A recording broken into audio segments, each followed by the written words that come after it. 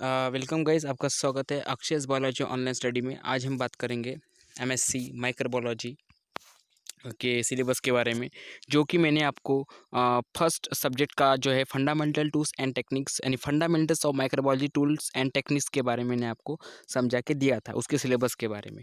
तो हम सेकंड पढ़ेंगे बायोकेमिस्ट्री, जो कि बायोकेमिस्ट्री फर्स्ट से में एमएससी अप्लाइड माइक्रोबायोलॉजी में है। तो आप अपने अपने हिसाब से सिलेबस के हिसाब से अगर आपको बायोकेमिस्ट्री के इस टॉपिक में कोई टॉपिक मतलब आता है, इस बायोकेमिस्ट्री के अंतर्गत कोई टॉपिक आपको अगर मिलता है तो मुझे कमेंट बॉक्स में ज़रूर बताइएगा। तो यहाँ पे देखिए, बायोकेमिस्ट्री के बारे में हम पढ़ रहे हैं। First unit MSc applied microbiology, ठीक है।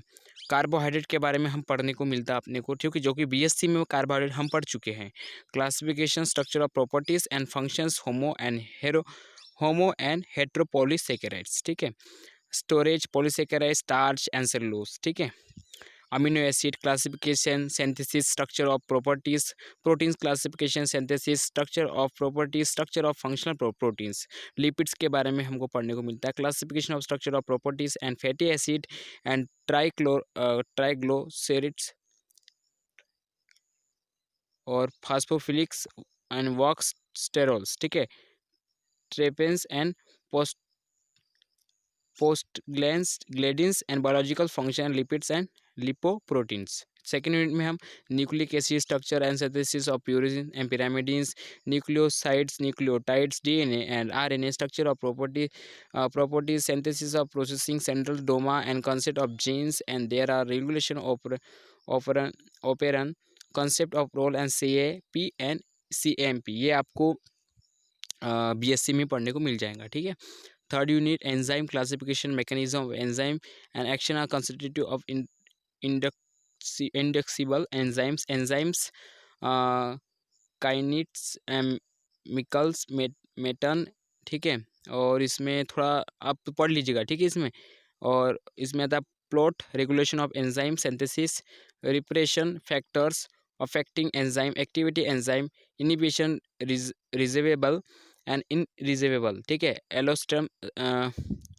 Allosterism and basic concept of vitamin hormones, ठीक है। और इसमें कोई एंजाइम्स, कैटालिक और स्ट्रेटेजिक्स एंड प्रोटीसिस, ठीक है। कार्बोनिक है एंड एंड्राइस काइनिस, ठीक है, ये आप देख लेना। फोर्थ यूनिट में होता है metabolic pathways and there are the regulation of glycolysis and gluconeogenesis, citric acid cycle amphibolic, ठीक है, reaction, anaerobic respiration, anaerobic and aerobic वगैरह आपने पढ़ा होगा। और ऑक्सीडेटिव फास्फोरिलेशन, रिस्पिरेटरी चेंज जो रहती है, ठीक है।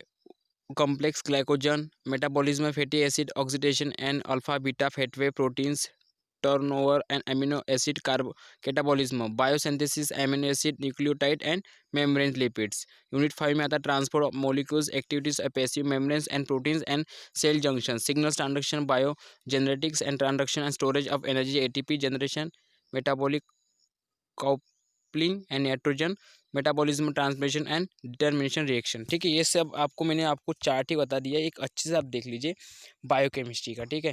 ये बायोकेमिस्ट्री का आपको पढ़ने को मिलेगा एमएससी अप्लाइड माइक्रोबायोलॉजी में, ठीक है। अब नेक्स्ट हमें आपको थर्ड सब्जेक्ट जो है आपका एमएससी अप्लाइड माइक्रोबायोलॉजी का फर्स्ट सेम का, वो है बायोफार्मेटिक्स, बायोस्टैटिक्स एंड बायो इंस्ट्रूमेंट्स, ठीक है। उसके बारे में हम पढ़ने को मिलेंगे, वो आपको नेक्स्ट वीडियो में पढ़ने को मिलेगा, ठीक है। पहले आप इसको नोट करके रख लीजिएगा, बायोकेमिस्ट्री आपके काम आएगा एमएससी में, ठीक है। थोड़ी ये डिफिकल्ट जाती है, इसे आप एक बार पढ़ लीजिएगा, ठीक है।